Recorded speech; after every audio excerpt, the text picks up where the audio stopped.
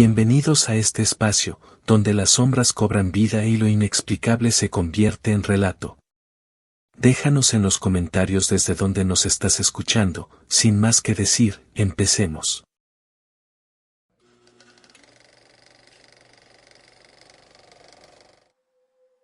No suelo hablar de lo que ocurrió en aquel viaje a la costa de Oaxaca.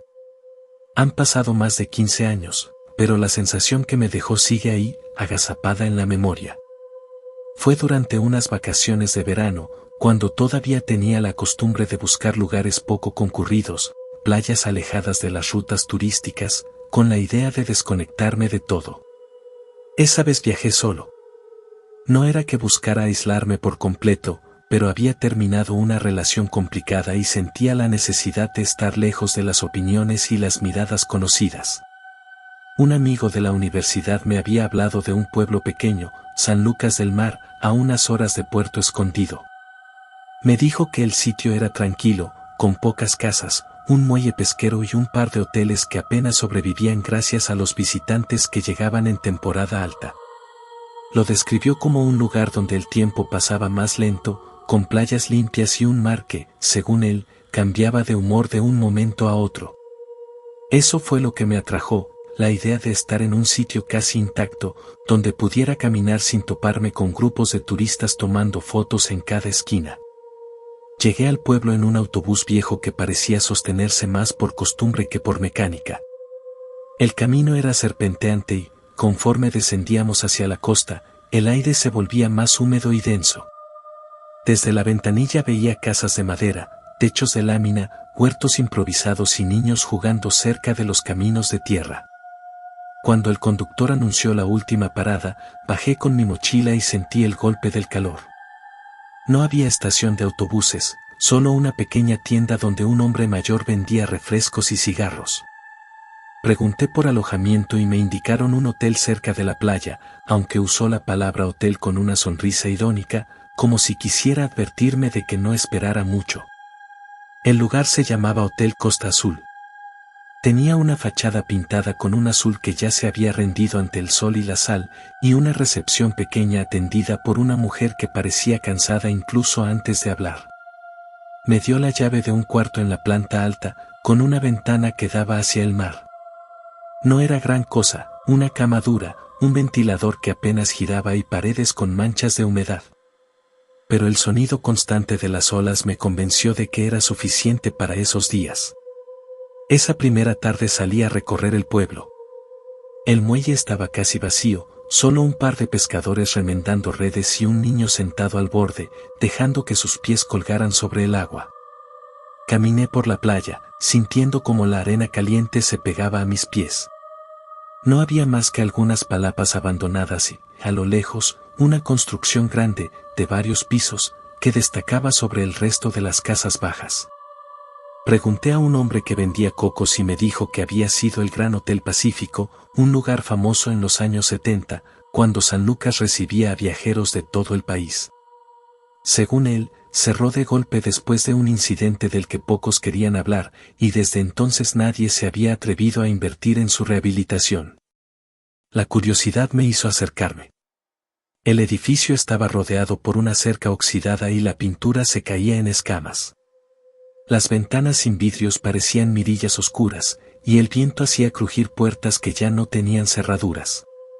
No había rastro de vigilancia ni letreros que prohibieran el paso, pero algo en el silencio que lo envolvía me hizo retroceder. No era solo el abandono, sino la sensación de que ese lugar seguía ocupando un espacio en la vida del pueblo, aunque fuera como un fantasma. Esa noche, después de cenar en un pequeño comedor frente a la plaza, me quedé sentado en la playa viendo el mar. El cielo estaba cubierto y el viento arrastraba un olor a tormenta lejana. Me fijé en el Gran Hotel Pacífico, que apenas se veía como una silueta oscura contra el horizonte. Lo extraño fue notar una luz encendiéndose en lo que parecía ser el último piso, solo por unos segundos, antes de apagarse. Pensé que quizá algún vagabundo o joven curioso había entrado con una linterna, pero la imagen me dejó inquieto. El segundo día lo pasé explorando los alrededores. Caminé hacia unas formaciones rocosas que los pescadores llamaban las espinas por su forma irregular y puntiaguda. Mientras tomaba fotos, un anciano que pasaba por ahí me preguntó si era turista y si pensaba quedarme mucho tiempo. Le conté que solo sería una semana y él, con una expresión seria, me aconsejó no acercarme de noche al hotel abandonado. Dijo que algunos habían escuchado voces ahí dentro, y que una mujer, hace años, había desaparecido en ese lugar sin que nadie la encontrara. No quise darle más importancia, pensando que podía ser una de esas leyendas que la gente cuenta para asustar a los visitantes. Esa misma tarde empezó a llover. No fue una tormenta fuerte, pero sí constante. Me refugié en mi cuarto, leyendo un libro mientras escuchaba el golpeteo del agua contra la ventana. El viento hacía vibrar el marco de metal y, por momentos, me parecía oír pasos en el pasillo, aunque no escuchaba abrirse ninguna puerta. Al asomarme, no vi a nadie. El hotel estaba casi vacío, apenas había visto a 2 huéspedes más. Cerca de la medianoche, cuando intentaba dormir, volví a notar la luz en el viejo hotel. Esta vez no fue un destello breve, permaneció encendida varios minutos, en una habitación del último piso. No había electricidad en ese edificio, lo sabía porque lo había preguntado en la tienda el primer día. La luz parecía de una lámpara amarillenta, no de linterna. Quise pensar que era un reflejo o alguna otra explicación simple, pero sentí una incomodidad que no me dejaba apartar la vista. Finalmente se apagó, dejando otra vez esa masa oscura en el horizonte. En los días siguientes, la rutina se repitió. Durante el día, el pueblo era apacible, casi adormecido. Por la noche, el hotel abandonado mostraba su luz misteriosa. No siempre en el mismo lugar, pero siempre en el último piso. No sabía si debía contarlo a alguien, pero temía parecer paranoico o, peor, entrometido. Fue el 5.º día cuando decidí que, si volvía a verla, me acercaría lo suficiente para entender qué pasaba ahí dentro. La 5.ª noche llegó con un cielo despejado. El mar estaba inquieto, con oleaje más fuerte de lo habitual. Cené temprano en el mismo comedor de siempre, donde la dueña ya me reconocía y me guardaba una mesa junto a la ventana. Desde ahí, mientras bebía un café, no pude evitar mirar de reojo hacia la silueta del Gran Hotel Pacífico. Durante el día había caminado cerca del lugar, pero no me atreví a entrar, la verja oxidada y el olor a humedad que salía de su interior me disuadieron. Sin embargo, esa noche me había propuesto que, si la luz aparecía de nuevo, iría. Regresé a mi cuarto y apagué las luces. Me senté junto a la ventana, observando el horizonte. El pueblo estaba en calma, con apenas unos pocos transeúntes que caminaban hacia sus casas. Cerca de la medianoche, como si hubiera esperado mi decisión, la luz volvió a encenderse. Esta vez brillaba en una ventana distinta, pero seguía siendo del último piso. Respiré hondo, tomé una linterna y salí. El camino hasta el hotel no era largo, pero el silencio lo hacía más inquietante. Solo se escuchaba el romper de las olas y, de vez en cuando, el crujido de alguna rama seca. Al llegar a la verja, vi que había un hueco por el que podía pasar agachado. Lo hice con cuidado, evitando que el metal chirriara demasiado. Dentro, el aire era pesado y húmedo. El piso de la entrada estaba cubierto de arena y hojas, como si el viento hubiera invadido el lugar durante años. Pasé por un lobby amplio, con restos de sillones destruidos y un mostrador cubierto de polvo. La luz que había visto desde mi habitación no se filtraba hasta allí, así que subí las escaleras, evitando mirar demasiado hacia los pasillos oscuros que se abrían a los lados. Cada escalón crujía bajo mi peso. En el segundo piso, el olor a humedad era más fuerte, mezclado con algo más, un aroma rancio que no pude identificar. Avancé hasta encontrar otra escalera y seguí subiendo. El tercer piso estaba igual de vacío, pero noté que algunas puertas estaban entreabiertas, como si alguien hubiera pasado por ahí recientemente. No quise entrar en ninguna de esas habitaciones. Cuando llegué al último piso, la luz desapareció de golpe. Me quedé quieto, escuchando. El silencio era absoluto, pero mi respiración parecía amplificarse en el pasillo. Encendí mi linterna y avancé. La pintura de las paredes se caía en pedazos y el techo mostraba manchas negras de filtraciones.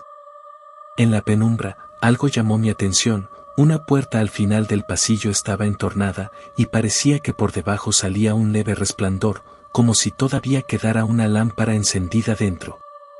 Me acerqué lentamente. Al empujar la puerta, el resplandor desapareció. La habitación estaba vacía, con una cama oxidada sin colchón y una ventana abierta por la que entraba el aire del mar. Revisé con la linterna cada rincón, sin encontrar nada. Sin embargo, el suelo mostraba huellas frescas en el polvo, como si alguien hubiera caminado allí hace muy poco. Escuché un golpe sordo en el pasillo y salí de inmediato. La linterna iluminó fugazmente una figura que se movía hacia las escaleras. No distinguí detalles, solo la forma de un cuerpo que parecía deslizarse más que caminar. Corrí detrás, pero al llegar a las escaleras no había nadie. Bajé hasta el segundo piso, girando la linterna de un lado a otro, sin éxito. El sonido del mar llegaba más fuerte, y por un momento tuve la sensación de que el edificio respiraba conmigo, como si cada pared guardara un eco profundo. Decidí salir. Me sentía observado y no quería comprobar de dónde venía esa sensación. Al llegar al lobby, algo me hizo detenerme. Sobre el mostrador había un objeto que no estaba allí cuando entré. Era una llave antigua, con una etiqueta de metal grabada con el número 405. La tomé por instinto, aunque no sabía si quería regresar para usarla. Salí por el hueco de la verja y caminé rápido de vuelta al hotel donde me hospedaba. Esa noche casi no dormí. La imagen de la figura en el pasillo y la llave en mi bolsillo me mantenían despierto. Por la mañana, mientras desayunaba, pregunté a la dueña del comedor si sabía algo de la habitación 405 del Gran Hotel Pacífico. Me miró en silencio unos segundos antes de decir que no era buena idea andar averiguando. Contó que, cuando el hotel estaba en funcionamiento, esa habitación había sido ocupada por una mujer que viajó sola, igual que yo. La última noche antes de su partida, según el personal de entonces, fue vista caminando por la playa de madrugada. Nunca regresó. Pasé el resto del día pensando en si debía volver. El sentido común me decía que lo dejara estar, pero la curiosidad crecía. Finalmente, decidí que iría una vez más, esta vez con la llave. Quería saber si esa habitación ocultaba algo, aunque fuera solo una historia mal contada. La sexta noche caminé hasta el Gran Hotel Pacífico con más precaución que antes. El hueco en la verja seguía igual, y el interior del lobby parecía no haber cambiado. Subí las escaleras, pero en el tercer piso escuché pasos arriba, como si alguien me llevara ventaja. Cuando llegué al cuarto piso, el pasillo estaba completamente oscuro, sin rastro de la luz que había visto tantas veces. Me dirigí hacia donde creía que estaría la habitación 405, contando puertas en la penumbra. Al llegar, introduje la llave. Giró con un clic metálico y la puerta cedió. La linterna reveló un cuarto mejor conservado que el resto del edificio. No había muebles rotos ni paredes descascaradas. Sobre una mesa, cubierto de polvo, había un cuaderno abierto. Lo tomé y pasé las páginas, llenas de anotaciones ilegibles, salvo algunas frases sueltas en las que se repetía un nombre, Lucía. Mientras lo leía, sentí un cambio en el aire, como si la temperatura hubiera bajado de golpe. La puerta, que había dejado entornada, se cerró suavemente detrás de mí. No escuché pasos, pero tuve la certeza de no estar solo. El silencio en la habitación 405 se volvió tan espeso que parecía ahogar cualquier otro sonido. Permanecí quieto, con el cuaderno en las manos, escuchando. No había viento, ni crujidos de madera, ni el rumor del mar. Era como si el edificio entero hubiera detenido su respiración. Miré a mi alrededor buscando cualquier indicio de movimiento. La linterna iluminaba el polvo suspendido en el aire, partículas que flotaban despacio, como si el tiempo se hubiera vuelto más denso allí dentro. Sobre la mesa, junto al cuaderno, había una fotografía antigua enmarcada. Mostraba a una mujer joven, de cabello oscuro y mirada directa, vestida con ropa que parecía de principios de los años 70. El nombre escrito a mano en la esquina inferior coincidía con el del cuaderno, Lucía. No supe por qué, pero esa imagen me produjo una incomodidad particular. No era miedo, al menos no en ese momento, sino la sensación de que la mujer me observaba desde detrás del vidrio, como si su mirada hubiera quedado atrapada allí. De pronto, el aire se llenó de un olor fuerte a sal y humedad, como si el mar estuviera justo fuera de la habitación. Sentí un leve murmullo a mi espalda, apenas un susurro. Giré la linterna hacia la puerta, pero no había nadie. El murmullo se repitió, más cerca, esta vez acompañado de lo que sonó como un roce de tela. Me moví hacia la salida, pero la puerta no se abrió. La llave seguía puesta, sin girar. En ese instante, un golpe seco retumbó en la pared, justo detrás de la cama oxidada. Fue tan fuerte que el marco de la fotografía vibró. No quise acercarme, pero el golpe se repitió, y luego otro, como si algo golpeara desde el otro lado. Me armé de valor y apoyé la linterna contra la mesa para tener las manos libres. La pared estaba fría, más que cualquier otra superficie del hotel que hubiera tocado. Entonces escuché pasos, pero no venían del pasillo, sino del techo. Lentos, pesados, moviéndose justo por encima de mí. El polvo cayó en pequeñas nubes desde las vigas. El golpe volvió, esta vez desde el suelo, y lo acompañó un ruido sordo, irregular, como si algo intentara arrastrarse. Mi pulso se aceleró. La linterna parpadeó, proyectando sombras que parecían moverse solas. Me agaché para recogerla y, en ese instante, noté algo en el espejo roto junto a la ventana, un reflejo que no correspondía con nada que hubiera en la habitación. Era la silueta de una mujer, inmóvil, observándome. No me giré de inmediato. Sentí un peso helado en la nuca, como si esa presencia estuviera a un paso de tocarme. Giré la linterna hacia el espejo y la figura desapareció. Aproveché el impulso para forzar la puerta. Esta vez se dio, y salí al pasillo sin mirar atrás. El pasillo estaba aún más oscuro que antes, y parecía más largo, como si las paredes se hubieran estirado. Corrí hacia las escaleras, pero al llegar al segundo piso me detuve. Frente a mí, de pie junto a una ventana rota, estaba la misma mujer de la fotografía. Su piel parecía pálida, casi traslúcida, y sus ojos, negros, se fijaban en mí sin parpadear. No hizo ningún gesto, no habló, simplemente me observaba. Retrocedí sin dejar de mirarla, y entonces ella dio un paso hacia adelante. No escuché el sonido de sus pies, solo vi cómo su figura se deslizaba suavemente, acortando la distancia. Bajé las escaleras de 2 en 2 hasta llegar al lobby. El aire allí estaba igual de denso, y el olor a sal se intensificaba. Cuando crucé la verja, el ambiente cambió. El sonido del mar volvió, y el calor húmedo de la noche reemplazó el frío que había sentido dentro. Caminé rápido hasta mi hotel, cerré con seguro y me dejé caer en la cama, tratando de entender lo que acababa de pasar. La llave seguía en mi bolsillo, y el cuaderno estaba conmigo. Pasé el resto de la noche leyendo. Entre frases incompletas y páginas manchadas por la humedad, descubrí que Lucía había llegado al Gran Hotel Pacífico buscando a su hermano, un pescador que desapareció en el mar. Las últimas entradas hablaban de voces que escuchaba por las noches, de luces que veía desde la playa y de la sensación de que alguien la observaba desde el último piso. Su última anotación estaba fechada 2 días antes de su desaparición: si me siguen llamando, iré. Tal vez así lo encuentre. Al amanecer, fui a devolver la llave al mostrador del comedor donde solía desayunar. La dueña, al verla, palideció y me pidió que me deshiciera de ella. Dijo que, desde que la mujer desapareció, esa llave había aparecido y desaparecido varias veces, siempre en manos de personas que decidían entrar al hotel. Según ella, todos decían haber visto la misma figura. No volví al Gran Hotel Pacífico. Terminé mis vacaciones intentando olvidar lo que pasó, pero la imagen de Lucía, de pie en aquel pasillo, me persigue cada vez que pienso en San Lucas del Mar.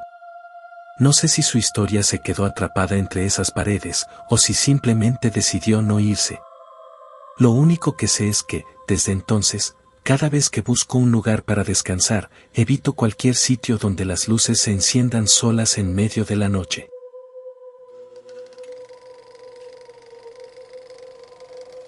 Mi familia tiene un rancho en las afueras de San Andrés Tuxtla, en Veracruz. Crecí escuchando historias sobre la región, de cuevas donde se hacían rituales, de cerros donde se encendían fogatas sin que nadie supiera quién estaba ahí, y de personas que aseguraban haber visto bolas de fuego en el cielo. Nunca presté demasiada atención, porque pensaba que eran relatos para asustar a los niños o mantenerlos alejados de ciertos lugares. Sin embargo, lo que viví una Semana Santa, años después, me hizo reconsiderar todo. Había terminado un semestre complicado en la universidad y necesitaba un descanso. Mi tía Leticia me invitó a pasar unos días en el rancho, junto con mi primo Ernesto, que vivía en Coatzacoalcos. La idea era simple: relajarnos, comer bien y quizá hacer un par de paseos por la zona. La región es preciosa en esa época del año, las montañas cubiertas de verde, el clima húmedo pero soportable, y un cielo que al atardecer se tiñe de un naranja profundo. El rancho de mi tía está algo alejado del pueblo, y el camino para llegar es de terracería, rodeado por cañaverales y árboles frondosos. Cuando llegué, después de un viaje largo en autobús y una hora de coche desde la terminal, me recibió con un abrazo y una jarra de agua de limón con hierbabuena. Todo parecía perfecto. La primera noche la pasamos en la terraza, viendo las luces lejanas del pueblo y escuchando los grillos. Mi tía comentó que en los últimos meses habían ocurrido cosas extrañas en los alrededores. Animales del corral amanecían muertos, sin heridas visibles, y algunos vecinos decían escuchar cantos en la madrugada. Ernesto y yo nos reímos un poco, pensando que eran rumores, pero ella lo dijo con una seriedad que nos incomodó. Al día siguiente fuimos al pueblo a comprar algunas cosas. En el mercado, una mujer mayor, con un rebozo oscuro y manos arrugadas, se me quedó mirando mientras escogía fruta. No apartó la vista ni cuando la saludé con un gesto. Finalmente, se acercó y, sin saludar, me dijo que tuviera cuidado de no andar sola de noche por los caminos. Agregó que había personas buscando recados para Semana Santa y que a veces los forasteros eran los más fáciles de usar. No supe qué quiso decir exactamente y preferí no preguntar. Esa noche, después de cenar, Ernesto y yo nos quedamos en el patio. La luna iluminaba lo suficiente para ver los árboles y el cerco del corral. En algún momento, un murmullo llegó desde el monte. No eran grillos ni el viento. Sonaba como un canto suave, repetitivo, en un idioma que no entendía. Ernesto lo escuchó también y se tensó. Mi tía, que estaba cerrando la puerta, nos llamó y nos pidió entrar de inmediato. Dijo que en estos días era mejor no quedarse afuera después de las 11. Durante las siguientes 2 noches, el canto se repitió. Siempre comenzaba alrededor de la misma hora, y siempre venía desde el mismo punto del monte. La tercera noche, sin decirle nada a mi tía, Ernesto y yo decidimos seguirlo. Llevamos linternas y caminamos por el sendero que bordea el rancho. El sonido se hacía más claro a medida que avanzábamos, varias voces, todas femeninas, entonando un ritmo lento, con palabras que no lograba comprender. Llegamos a un claro donde había un círculo de piedras negras. En el centro, una fogata pequeña iluminaba a 4 mujeres vestidas con túnicas rojas, que se balanceaban al compás de su canto. No parecían notar nuestra presencia, y eso nos dio tiempo para observar. Sobre las piedras había frascos, velas y lo que parecían huesos pequeños. De pronto, una de ellas levantó la cabeza y miró directamente hacia donde estábamos. No gritó, no interrumpió el canto, solo sonrió de una forma que me hizo retroceder. Las demás giraron la cabeza casi al mismo tiempo, como si hubieran recibido una señal. En ese momento escuchamos pasos detrás de nosotros. Una figura masculina, alta y delgada, salió de entre los árboles y se detuvo a 1 metro de nosotros. No vi su rostro con claridad, pero llevaba algo colgando del cuello, una especie de amuleto con plumas y cuentas. Ernesto me tomó del brazo y me empujó hacia el sendero de regreso. Corrimos sin mirar atrás, escuchando cómo el canto se apagaba y el monte quedaba otra vez en silencio. Al llegar al rancho, mi tía nos esperaba en la puerta, como si supiera que habíamos ido. No nos regañó, pero nos dijo que a veces, durante Semana Santa, se hacen trabajos fuertes y que no es buena idea interrumpirlos. A la mañana siguiente, encontramos en la entrada del rancho una tela roja doblada, con una piedra en el centro. No tenía nada escrito ni bordado, pero al tocarla sentí un calor extraño, como si hubiera estado al sol, aunque la mañana era fresca. Mi tía la tomó con un palo y la quemó en el fogón, diciendo que no debíamos guardar nada que no fuera nuestro. A partir de ese día, los cantos dejaron de escucharse. Sin embargo, el último día antes de irme, volví a ver a la mujer del mercado. Me sonrió al pasar junto a mí y dijo en voz baja que había tenido suerte de no prestarme para algo. No entendí del todo, pero esa sonrisa quedó grabada en mi memoria. Pasaron 2 días más sin que se escuchara el canto. La rutina en el rancho volvió a su ritmo normal, pero ni Ernesto ni yo logramos olvidar la escena del claro. El calor húmedo del mediodía y el olor a caña quemada parecían acentuar la sensación de que algo se había detenido a medias, como si hubiéramos interrumpido un proceso que debía seguir su curso. El tercer día, mientras ayudaba a mi tía a barrer el corredor, vi que Ernesto hablaba con un hombre mayor que había llegado en burro. Llevaba sombrero y camisa de manta, y en la espalda cargaba un costal. Lo escuché decir que había encontrado huellas extrañas cerca del arroyo, huellas que parecían de perro, pero demasiado grandes. Mi tía frunció el ceño y le preguntó si estaban frescas. El hombre asintió, y agregó que terminaban justo en el mismo claro donde nosotros habíamos visto el círculo de piedras. Esa tarde, cuando el sol comenzaba a bajar, Ernesto me buscó en el cuarto. Dijo que quería volver al lugar, pero esta vez de día, para ver si encontrábamos algo. Dudé, pero la curiosidad pudo más. Llevamos machetes, no tanto por defensa como para abrirnos paso entre la maleza. El sendero se veía distinto bajo la luz del sol, menos amenazante, aunque cada cierto tiempo sentía la necesidad de mirar hacia atrás. Al llegar al claro, las piedras negras seguían en su sitio, pero la fogata estaba apagada. Entre la ceniza había restos de velas y lo que parecían huesos carbonizados. Junto a una de las piedras encontramos una botella de vidrio con un líquido turbio en su interior y un papel doblado, sellado con cera roja. Ernesto quería abrirlo, pero yo le insistí en que lo dejara. Recordaba demasiado bien la reacción de mi tía con la tela roja, y no quería repetir la escena. Decidimos caminar hasta el arroyo, siguiendo las huellas que el hombre había mencionado. Efectivamente, eran enormes, como de un perro o lobo, pero la forma no era normal, los dedos parecían más largos, y en lugar de uñas había marcas puntiagudas, como si fueran garras delgadas. Las huellas se internaban en el agua y no salían por el otro lado. Regresamos antes de que oscureciera. Esa noche, al contarle a mi tía lo que habíamos visto, su expresión cambió.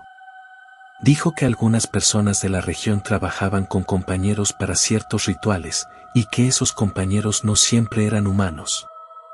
Añadió que, si de verdad queríamos saber qué pasaba, debíamos hablar con una mujer llamada Eulalia, que vivía más arriba en el cerro. Fuimos a buscarla al día siguiente. La encontramos afuera de una casa pequeña, rodeada de gallinas y macetas con hierbas. Eulalia era menuda, de cabello gris recogido en un chongo, y nos miró como si supiera exactamente por qué estábamos ahí. No hizo falta que explicáramos mucho, mencionamos el claro, las mujeres y las huellas, y ella asintió. Dijo que esos cantos se hacían para pedir favores, y que en Semana Santa las peticiones eran más fuertes porque, según su creencia, el velo era más delgado. Nos advirtió que si habíamos sido vistos, entonces ya estábamos anotados, y que eso podía significar muchas cosas. Nos entregó un frasco con un líquido amargo y nos dijo que lo untáramos en la frente y las manos antes de dormir durante 3 noches, para que cualquier marca que hubiéramos recibido se desvaneciera. Obedecimos sin discutir. El olor del líquido era intenso, como a tierra mojada mezclada con algo metálico. Esa noche dormí inquieta. Entre sueños, escuché pasos alrededor de mi cama y el susurro lejano de voces femeninas. No eran como los cantos que habíamos oído en el monte, eran más suaves, como si alguien hablara directamente a mi oído desde otro cuarto. Al despertar, noté algo en la ventana, una línea de polvo rojo, perfectamente recta, cruzaba el marco de un extremo a otro. Ernesto dijo que en la suya también había aparecido. Cuando se lo contamos a mi tía, se limitó a decir que era mejor no romper esa línea y dejar que la lluvia se encargara. La segunda noche con el ungüento fue peor. Desperté a mitad de la madrugada y vi que la línea de polvo en la ventana estaba interrumpida en un punto, como si alguien hubiera pasado un dedo para abrir espacio. Afuera, la oscuridad era tan densa que no distinguía nada, pero sentí que había algo ahí, muy cerca. No quise asomarme. Al día siguiente, Eulalia vino al rancho. Revisó las ventanas y murmuró que era mejor hacer una cierre antes de que llegara la noche del Viernes Santo. Trajo velas, sal gruesa y hojas de plantas que no reconocí. Hizo un círculo alrededor del rancho y nos pidió no salir por ninguna razón después del anochecer. El viernes por la noche, el canto volvió. Esta vez más fuerte, y no desde un solo punto, sino desde varios lugares alrededor. Las voces se superponían, creando un eco inquietante que parecía moverse entre los árboles. Las gallinas se agitaron en su corral y los perros del rancho comenzaron a gemir. Ernesto y yo nos quedamos junto a mi tía, que rezaba en voz baja. Afuera, se escuchó un golpe seco contra la puerta, y luego otro. No era como si alguien tocara, sino como si algo pesado la empujara. Eulalia, sentada junto a la entrada, no se movió. Dijo que, mientras el círculo estuviera intacto, no podrían entrar. Las horas pasaron lentamente, y el canto solo se apagó cuando el cielo empezó a clarear. Al amanecer, salimos a revisar. Lo que vimos nos dejó helados. En la tierra, justo donde terminaba el círculo de sal, había marcas de pisadas enormes, similares a las que vimos en el arroyo. Estaban frescas, como si hubieran estado ahí minutos antes. El amanecer fue lento. La luz del sol apenas alcanzaba a atravesar los árboles del cerro, y el aire estaba cargado de humedad y un olor extraño, mezcla de tierra mojada y algo más, metálico, que no logré identificar. Las huellas frescas que vimos fuera del círculo nos recordaban que algo había estado allí toda la noche, aunque nunca lo habíamos visto. La sensación de ser observados persistía, como un peso invisible que no se quitaba con el paso del tiempo. Eulalia se quedó un par de horas más, revisando cada rincón del rancho, y luego nos dio instrucciones finales. Debíamos permanecer en casa por lo que quedaba del día, y si veíamos algo fuera de lo común, no intentar confrontarlo. Nos explicó que lo que habíamos interrumpido eran trabajos que, aunque fuertes, tenían reglas y límites. La línea de sal que había hecho alrededor del rancho era una protección, pero si se rompía, lo que estuviera anotado podía intentar tomar forma. Pasaron las horas lentamente. Ni Ernesto ni yo nos atrevíamos a salir. Desde la ventana de la cocina veía los árboles del borde del rancho y el camino de terracería que llevaba al pueblo, pero no había movimiento, excepto los pájaros que salían a buscar alimento. A media tarde, decidí caminar un poco por el corredor, solo para revisar la línea de sal. Estaba intacta, salvo un pequeño espacio donde un gato callejero había pasado. El corazón me latió más rápido, pero respiré hondo y continué sin mostrar miedo. Esa noche, al preparar la cena, escuchamos nuevamente un murmullo fuera de la casa. No era el canto repetitivo de antes, sino palabras fragmentadas, un susurro que parecía provenir de varias direcciones al mismo tiempo. Las gallinas se agitaron y los perros se escondieron bajo la mesa. Mi tía me pidió que no mirara, que no nos acercáramos a ninguna ventana. Permanecimos en silencio, escuchando cómo los sonidos se alejaban lentamente con el viento, como si alguien hubiera decidido retirarse. A la mañana siguiente, Eulalia nos hizo un gesto y nos pidió ir con ella al cerro. Caminamos despacio, siguiendo un sendero que parecía poco usado, y nos llevó a un punto donde la tierra estaba marcada con piedras negras, restos de velas y pequeñas figuras hechas de barro y ramas. Dijo que ese era uno de los sitios donde se realizaban los trabajos más complejos, que la mayoría de los habitantes ni siquiera se acercaban, y que los recados no siempre eran visibles para los ojos normales.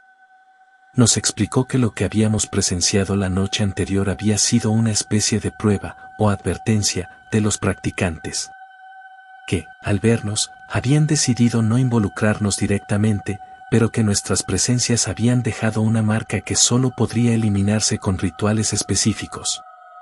Por eso nos había dado el ungüento y había trazado la línea de sal. Regresamos al rancho, y durante el resto de la jornada, la tensión fue disminuyendo. Los cantos no volvieron, ni las huellas extrañas aparecieron. El pueblo seguía tranquilo, aunque ahora yo veía con otros ojos los caminos y los montes que rodeaban el rancho. Cada árbol, cada roca, parecía tener una historia oculta que no se contaba a cualquiera. Antes de irnos, decidí agradecerle a Eulalia por su guía. Me miró fijamente y dijo que lo importante no era solo protegernos, sino respetar los límites. Que, aunque parecía que habíamos escapado de algo peligroso, la curiosidad podía atraer a quienes no tenían intención de mostrarse. Esa frase se quedó conmigo durante años. Al volver a la ciudad, la sensación de normalidad era extraña. Todo parecía igual, pero yo sabía que había vivido algo que no todos podrían comprender. Durante meses revisé noticias y relatos sobre la región, tratando de encontrar algún registro de lo que habíamos visto, y aunque encontré historias similares, nunca ninguna que coincidiera exactamente con lo que experimentamos. La mezcla de realidad y superstición de aquel lugar me había marcado para siempre. Hoy, cuando recuerdo esas vacaciones, lo hago con una mezcla de respeto y cautela. Aprendí que hay tradiciones que, aunque parezcan inofensivas, manejan fuerzas que no podemos controlar. Y que, a veces, la mejor manera de sobrevivir a un misterio no es enfrentarlo directamente, sino reconocer sus límites y actuar con prudencia. No volví a acercarme al cerro después de aquella semana. Mi primo y yo mantenemos la historia como un recuerdo silencioso, sin necesidad de relatar cada detalle a otros.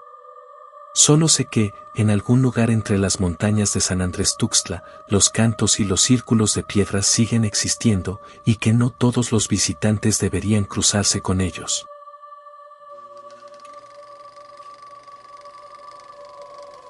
Nunca me imaginé que unas vacaciones de verano me llevarían a vivir algo que hoy aún me resulta difícil de creer. Mis amigos y yo decidimos ir a un pequeño pueblo en Chiapas, cerca de Comitán, atraídos por la promesa de ríos limpios, montañas y cascadas escondidas. Quería escapar del bullicio de la ciudad, desconectar del trabajo y del ruido, y pasar unos días tranquilos entre la naturaleza. Llegamos al pueblo a media tarde. Era un lugar pequeño, con calles de piedra y casas bajas con techos de teja. Apenas dejamos las mochilas en la cabaña que habíamos rentado, salimos a recorrer un poco. La gente nos sonrió, algunos nos saludaron y otros simplemente nos observaron desde sus porches. Había un aire extraño, sutil, que no supe identificar hasta más tarde. Al segundo día, mientras caminábamos por un sendero que bordeaba el río, encontramos un camino más estrecho que se adentraba en la selva.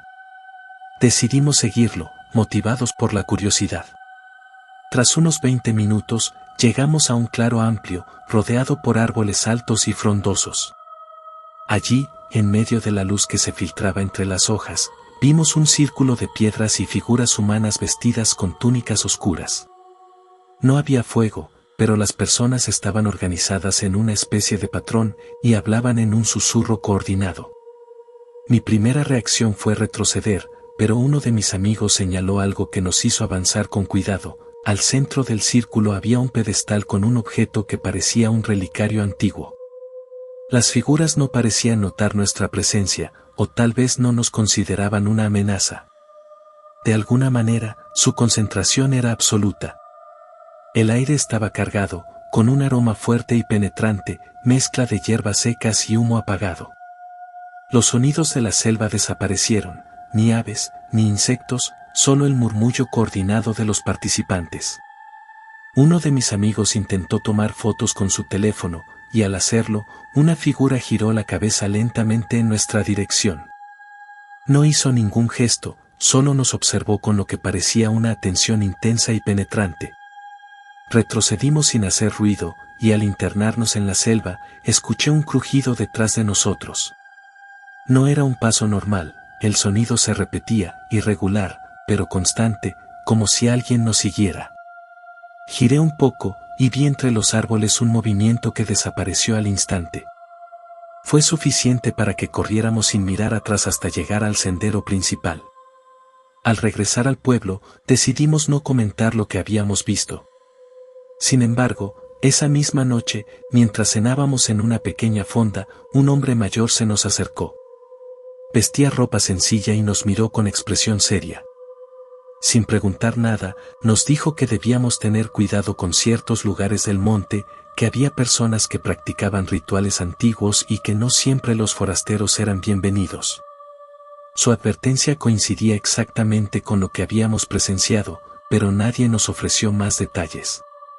A la mañana siguiente, con la intención de olvidar lo ocurrido, decidimos ir a una cascada cercana. El trayecto nos llevó por un sendero más largo y seguro, aunque rodeado por vegetación densa. Mientras caminábamos, escuchamos nuevamente susurros, esta vez mucho más débiles, como si vinieran de lejos. No vimos a nadie, pero la sensación de ser observados persistía. Al llegar a la cascada, el paisaje era impresionante, el agua cristalina caía sobre piedras suaves y había pequeñas piscinas naturales. Sin embargo, una sombra en el borde del río captó mi atención.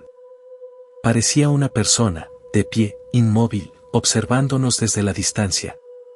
Al acercarnos, la figura desapareció. Mis amigos no lo vieron, y cuando se lo mencioné, me miraron con incredulidad. Esa noche, mientras intentaba dormir, escuché pasos en el exterior de la cabaña. No eran pasos comunes, eran lentos, medidos, como si alguien estuviera siguiendo un patrón exacto. La puerta estaba cerrada, las ventanas con llave, pero el sonido no desaparecía. Miré por la ventana y vi una luz tenue moviéndose entre los árboles, y la sensación de que alguien nos vigilaba se intensificó. Al día siguiente, decidí hablar con un habitante del pueblo que parecía conocer la historia local. Me contó que, en la región, existen grupos que mantienen prácticas antiguas, con jerarquías y rituales que se transmiten de generación en generación. Algunas ceremonias buscan protección, otras poder, y algunas personas creen que los forasteros pueden ser usados como observadores o testigos involuntarios. La información me dejó inquieto. Comprendí que lo que habíamos visto en el claro no era casualidad y que, de alguna manera, habíamos sido testigos de algo que no debíamos presenciar. Esa tarde caminamos por el pueblo en silencio, sin desviarnos hacia el monte, pero con la certeza de que no todo era visible ni explicable en aquel lugar. A la mañana siguiente, decidimos explorar un poco más, pero de manera controlada. No queríamos acercarnos al claro nuevamente, así que seguimos los caminos que los habitantes usaban para trasladarse entre el pueblo y las fincas cercanas. Sin embargo, la sensación de ser observados persistía. Cada vez que girábamos la cabeza, parecía que las sombras de los árboles se movían de forma irregular. Mientras caminábamos por un sendero estrecho, encontramos marcas en el barro que nos llamaron la atención. Eran huellas de pies descalzos, profundas y alargadas, con dedos notablemente largos. No eran humanas, al menos no del todo. Las seguimos discretamente hasta que nos condujeron a un conjunto de chozas abandonadas en la ladera de la montaña. Estaban dispersas, rodeadas de maleza, y algunas tenían restos de ceniza y velas apagadas. Decidimos alejarnos antes de que alguien nos descubriera. Al regresar al pueblo, hablamos con un anciano que vivía cerca de la plaza. Él nos contó que existía una secta que operaba en la zona desde hace décadas, y que no todos los habitantes participaban, pero que la mayoría sabía dónde estaban sus sitios de reunión. Según él, las prácticas eran más frecuentes durante celebraciones religiosas, y los forasteros solían ser advertidos indirectamente por los habitantes mayores, mediante relatos de superstición y mitos locales. Aquella noche, mientras cenábamos en la cabaña, escuchamos nuevamente pasos fuera. Esta vez eran más claros y lentos, sincronizados, como si alguien estuviera rondando toda la propiedad. No había viento, ni animales que pudieran generar ese ruido. La puerta principal estaba cerrada, pero los pasos se acercaban cada vez más a la ventana. Observé con cuidado y vi figuras que se movían entre los árboles, sombras alargadas y fluidas que parecían formar un círculo alrededor de nuestra cabaña. Esa misma noche decidí investigar un poco más. Tomé una linterna y me acerqué sigilosamente hacia el límite del terreno donde se percibía la mayor actividad. En el suelo encontré restos de velas negras, un par de plumas y símbolos dibujados con tierra oscura que no comprendí del todo. Todo estaba dispuesto de manera deliberada, como si alguien hubiera querido transmitir un mensaje que solo los iniciados podían leer. Al regresar, le conté a Ernesto lo que había visto. Decidimos que era necesario entender a qué nos enfrentábamos y que había motivado que nos observaran. La mañana siguiente nos dirigimos al cementerio del pueblo, un lugar antiguo y silencioso, donde algunos vecinos aseguraban que los miembros de la secta realizaban rituales preliminares antes de la ceremonia principal. Allí encontramos lápidas con símbolos extraños, no solo cruces, sino marcas talladas que parecían representar figuras humanas con extremidades alargadas y objetos que no reconocíamos. Mientras explorábamos con discreción, escuchamos un murmullo que provenía de una de las tumbas más antiguas. Nos escondimos detrás de un mausoleo y observamos cómo una figura con túnica negra dejaba ofrenda sobre la tumba, cantando en voz baja. La escena nos permitió comprender que no se trataba solo de un ritual simbólico, había un patrón, reglas estrictas y un componente de control sobre la percepción de quienes no pertenecían al grupo.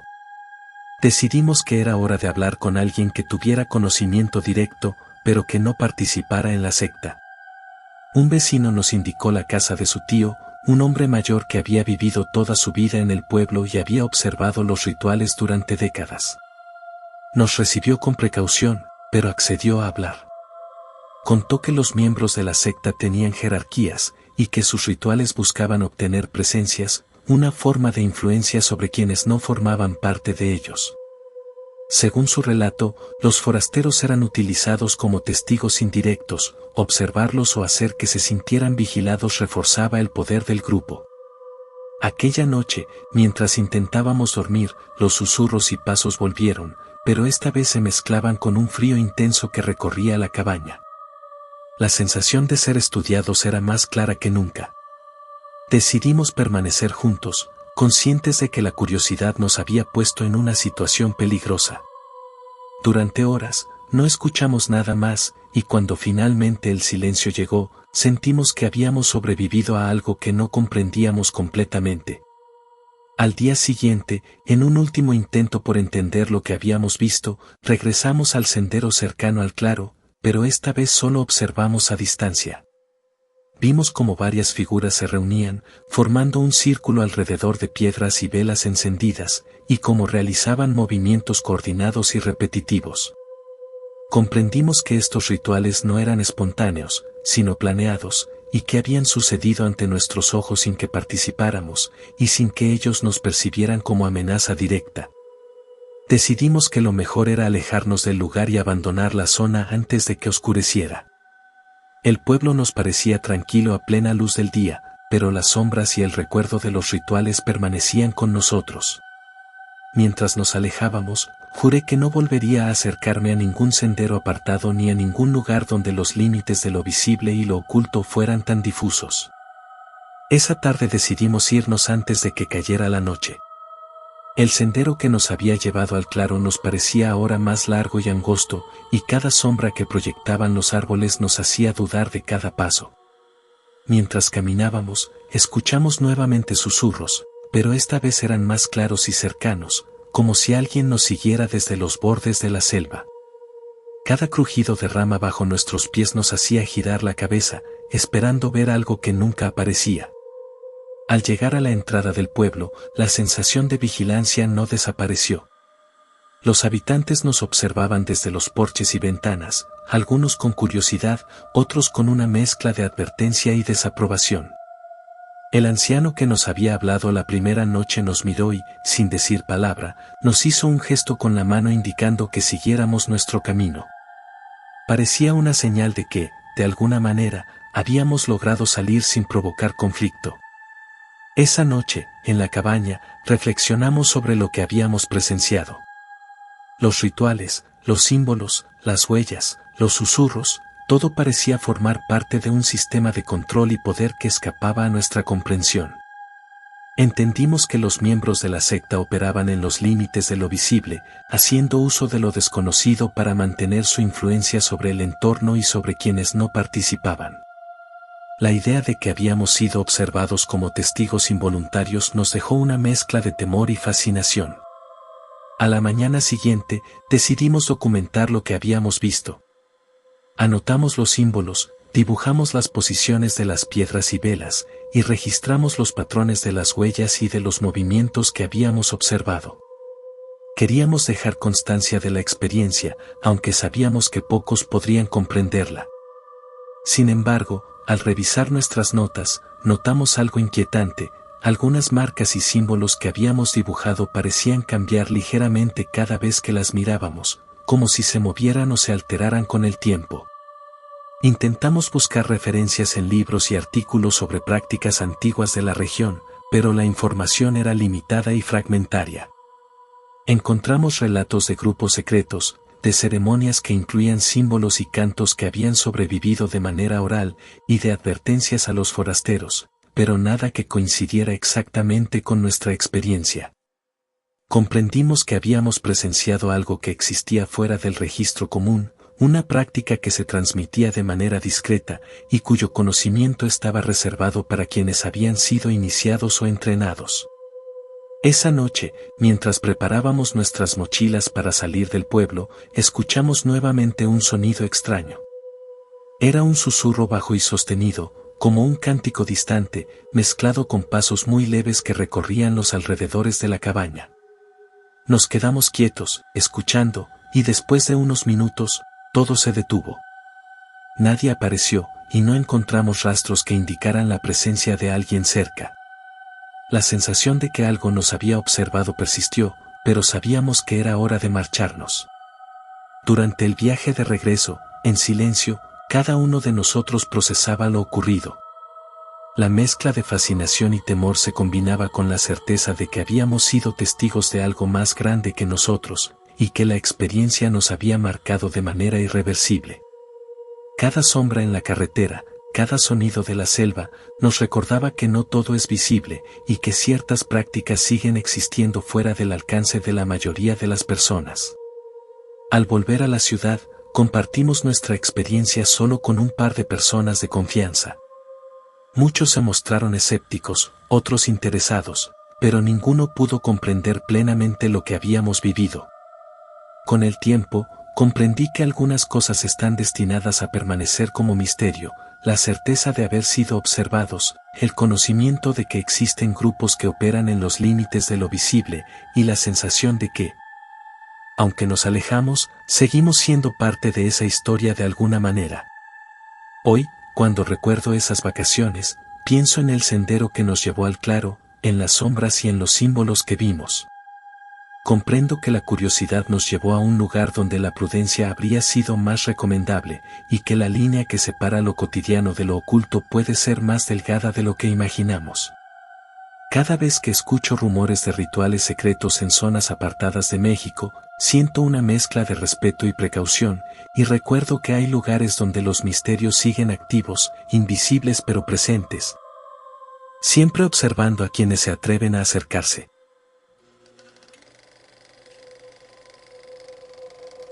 Nunca creí en lo que llaman lugares malditos hasta que pasé una semana de vacaciones en un pequeño poblado de Oaxaca.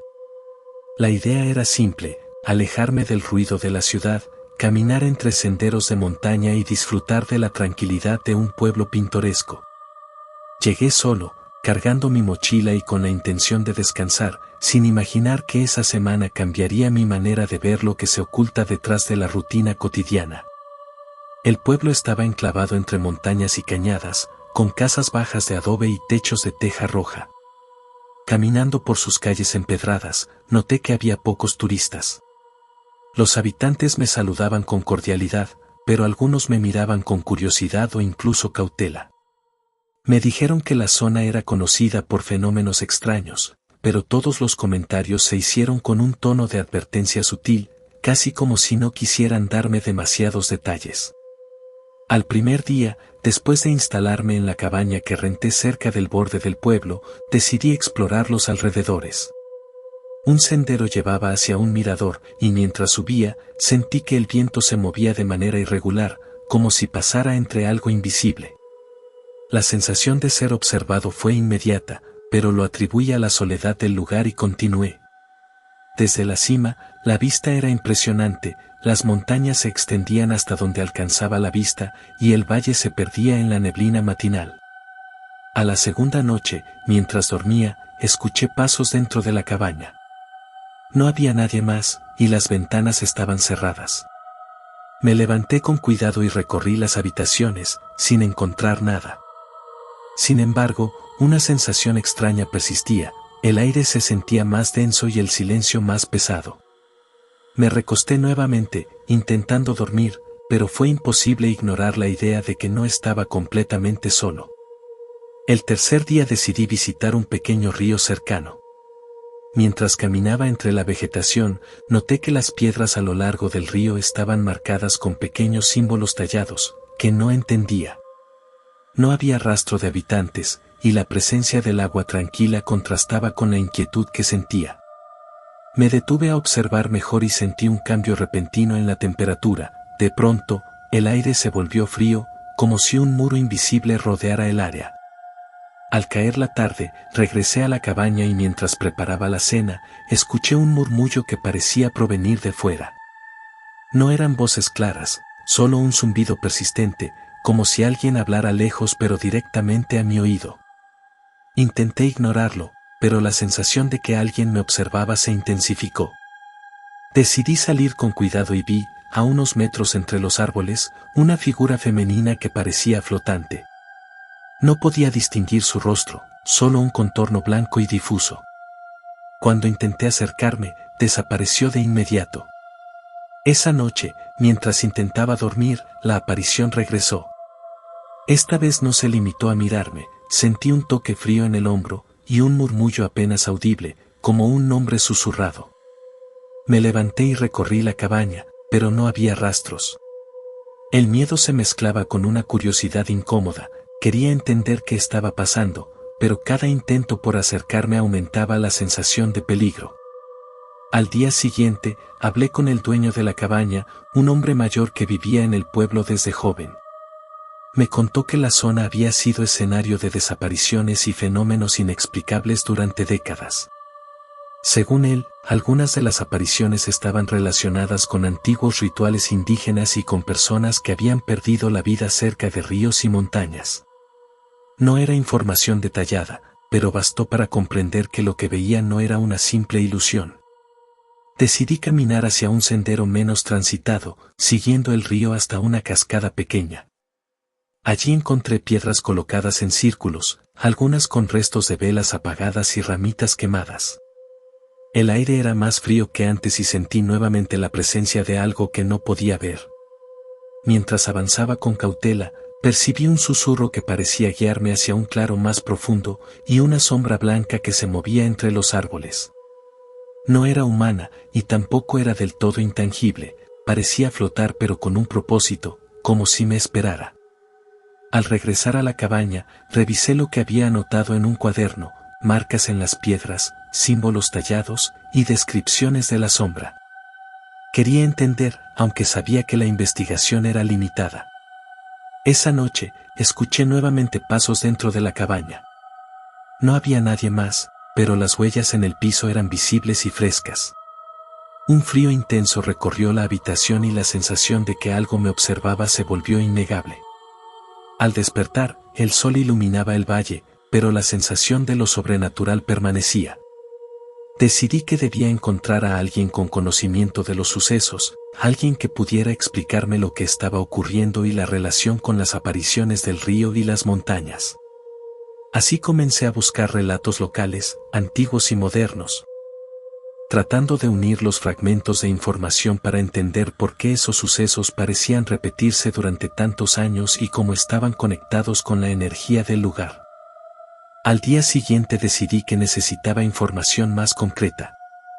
Hablé con varios habitantes mayores del pueblo, quienes me contaron fragmentos de historias que circulaban desde hace décadas, desapariciones de jóvenes en senderos apartados, apariciones cerca de ríos y montañas, y la sensación de que algunos lugares estaban marcados por presencias invisibles. Ninguno podía darme detalles exactos, pero todos coincidían en que había sitios donde la naturaleza parecía guardar secretos que los vivos no podían comprender. Decidí regresar al río, esta vez acompañado de una linterna y mi cámara. Quería documentar lo que sucedía, aunque sabía que la presencia de un equipo podría alterar la percepción de lo que estaba allí. Al llegar al primer claro, observé nuevamente el círculo de piedras que había notado días atrás. Esta vez pude ver que algunas de ellas tenían símbolos tallados, y en el centro había restos de lo que parecía un pequeño altar de barro con ceniza. Todo estaba seco, como si nadie hubiera estado allí desde hacía varios días, pero el aire aún estaba cargado de un aroma fuerte, similar a tierra mojada mezclada con hierbas quemadas. Mientras revisaba las piedras, escuché el murmullo otra vez. No era un sonido aislado, parecía provenir de varios puntos al mismo tiempo, como si las voces estuvieran distribuidas entre los árboles. Al mirar hacia ellos, vi nuevamente la figura blanca, flotando entre las sombras. Esta vez me quedé quieta, observando cómo parecía acercarse lentamente, sin prisa, como si quisiera que la viera con detalle. El corazón me latía con fuerza, pero no sentí pánico, solo una inquietud profunda que me hacía querer comprender qué era y por qué estaba allí. Intenté seguir la figura con la cámara, pero cada vez que apuntaba, se desvanecía. Lo mismo ocurrió cuando traté de acercarme al claro. Parecía que los límites del lugar estaban protegidos por algo que no podía traspasar. Esa sensación de límite invisible se hizo más intensa cuando noté pequeñas marcas en el suelo, como pisadas de alguien que no era completamente humano, pero que dejaba huellas reconocibles. Decidí regresar al pueblo y hablar con otra persona que conocía la historia, una mujer que trabajaba en la biblioteca local y que había investigado casos de sucesos inexplicables en la región. Ella me mostró recortes de periódicos antiguos y notas sobre desapariciones y avistamientos de figuras similares a la que yo había visto. Me contó que, según la tradición oral, algunas almas permanecen vinculadas a ciertos lugares, y que las apariciones no siempre buscan hacer daño, sino transmitir algo que permanece incompleto. Esa noche, mientras cenaba, escuché nuevamente los pasos dentro de la cabaña. No había nadie más, pero esta vez la intensidad era mayor, algo caminaba despacio, dejando marcas visibles en el piso. Me levanté y revisé cada habitación, pero no encontré rastro de intrusos. Sin embargo, sobre la mesa apareció un pequeño objeto, una piedra con símbolos tallados, idéntica a las que había visto en el claro del río.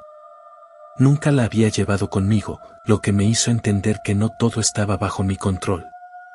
Al día siguiente, volví al sendero del río, esta vez acompañado de cuaderno y lápiz.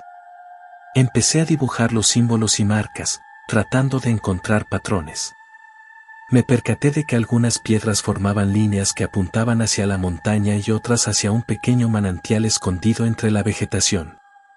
Seguí las marcas y llegué a un claro donde el agua del río caía suavemente sobre una roca lisa. Allí, la figura apareció de nuevo, esta vez junto al manantial, y permaneció inmóvil, como observando todo lo que hacía. Intenté comunicarme, aunque solo fuera con gestos, pero no hubo respuesta. La figura no se movió ni habló, solo permaneció presente. Comprendí que su intención no era interactuar directamente, sino mantener una vigilancia silenciosa. Me senté a cierta distancia, y durante varios minutos observé cómo la luz del atardecer caía sobre el agua y cómo la sombra de la figura se reflejaba de manera difusa en la superficie. Esa noche, al regresar a la cabaña, me senté a revisar todas mis notas y fotos. Algunas imágenes mostraban distorsiones leves, como sombras que no correspondían a ningún objeto visible, y las marcas en el suelo que había fotografiado parecían formar patrones que cambiaban ligeramente según la luz. Sentí que la experiencia no era casual, había un propósito, aunque no lograba descifrarlo por completo. Decidí que al día siguiente exploraría un último lugar, una cueva cercana que, según los relatos del pueblo, había sido escenario de rituales antiguos. La mujer de la biblioteca me advirtió que el lugar estaba cargado de energía y que debía actuar con respeto y prudencia.